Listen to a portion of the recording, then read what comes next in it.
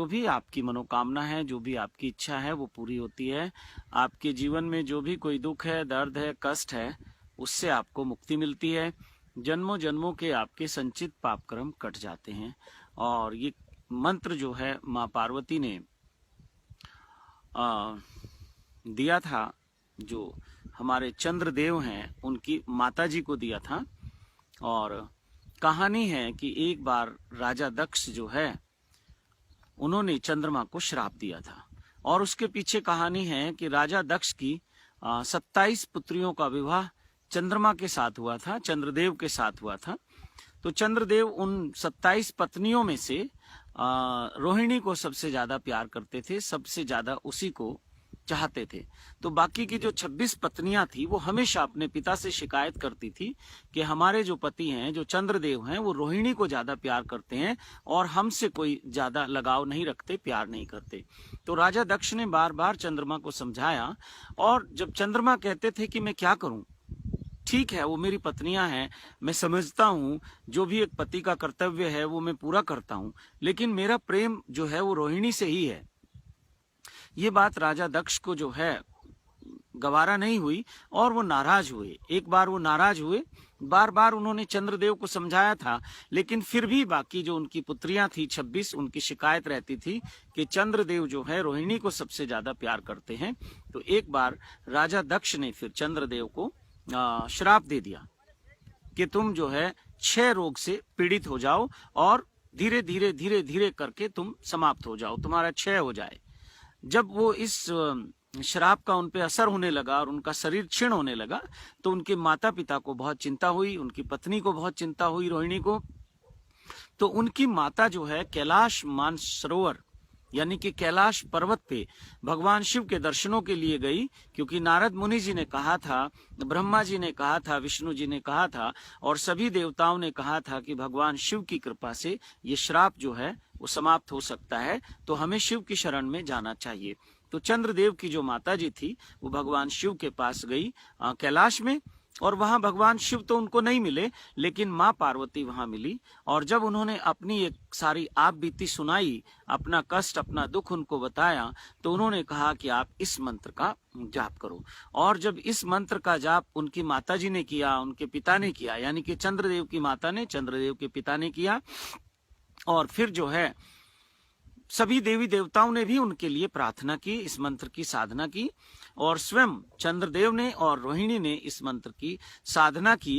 जो आज जहां सोमनाथ महादेव है, यही इसी स्थान पे समुद्र किनारे चंद्रदेव ने साधना की थी, और वहीं एक पार्थिव शिवलिंग बनाकर उन्होंने भगवान शिव का आह्वान किया और भगवान शिव की आराधना की, और वहीं भगवान शिव प्रकट हुए थे, जो कि आज सोमनाथ महादेव के नाम से है, एक ज्योतिर्लिंग है। तो ये कहानी बहुत प्राचीन है, वेदों में, उपनिषदों में, पुराण में है, और शिव पुराण में इसका वर्णन है। और अगर आप चाहें तो ओम नमः शिवाय सीरियल है आपके यूट्यूब पे, उसमें भी इसको आप देख सकते हैं, ये कहानी है। तो ये जो मंत्र है वो मैं आपको बता देता हूँ कौन सा मंत्र है, आप इसको करना शुरू करें। ये मंत्र है ओम नमः शिवाय, ओम मृत्युंजय महादेवाय नमोस्तुते। फिर बोलता हूँ, ओम नमः शिवाय मृत्युंजय महादेवाय नमोस्तुते। फिर एक बार बोलता हूँ, ओम नमः शिवाय मृत्युंजय महादेवाय नमोस्तुते। तो इस मंत्र की साधना करने से मन वांछित फल प्राप्त होता है। यदि शरीर में कोई रोग है, कोई कष्ट है, कोई बीमारी है, उससे मुक्ति मिलती है, और जो जन्मों जन्मों के संचित कर्म है उनसे भी मुक्ति मिलती है। जो संचित पाप कर्म है, जो संचित हमारे अशुभ कर्म है, उनसे भी मुक्ति मिलती है।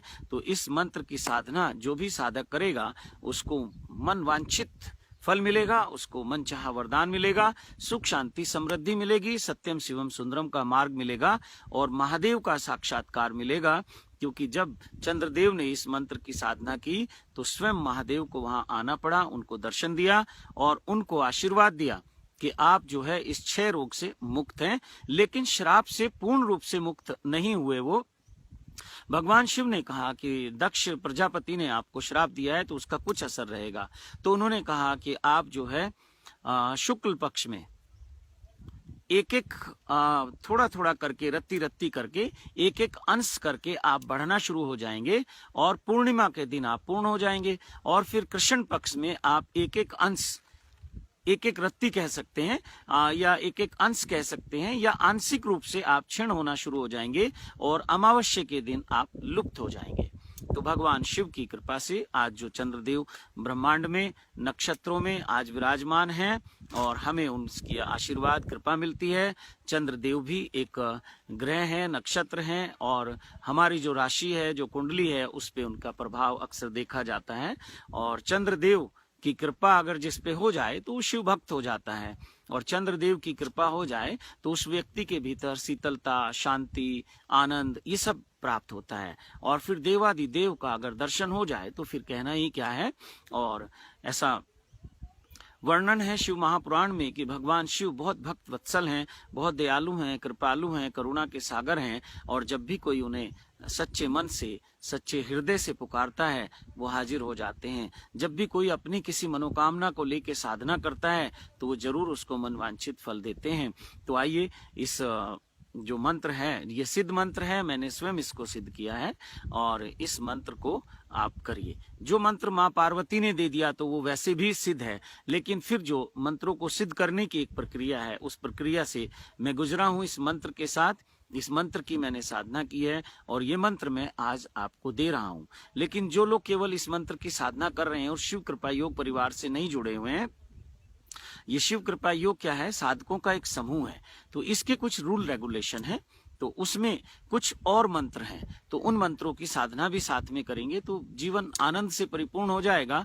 और हर पूर्णिमा को एक की मंत्र कह सकते हैं, या एक मंत्र है वो मिलता है, तो जो आपका मूल मंत्र है वो उससे जागृत हो जाता है और मन चाहा आपको वरदान मिलता है, मन चाहा आपको फल मिलता है। तो मेरे प्रिय मित्रों, मैं अपनी वाणी को विराम देता हूं और आप सबसे निवेदन करता हूं, अगर आपको ये मेरी वीडियो या ये जानकारी अच्छी लगी हो तो इसको आप लाइक करें, और इस कल्याण गुरुजी के नाम से जो चैनल है इसको सब्सक्राइब करें और इसको शेयर भी करें। इस वीडियो को ज्यादा से ज्यादा शेयर करें, ज्यादा से ज्यादा लोग सत्यम शिवम सुंदरम के मार्ग पे चल पाएं, ज्यादा से ज्यादा लोगों का कल्याण हो और हम इस समाज में, इस संसार में कल्याण मित्र बनकर जिएं। हमारा अपना भी कल्याण हो, सबका कल्याण हो।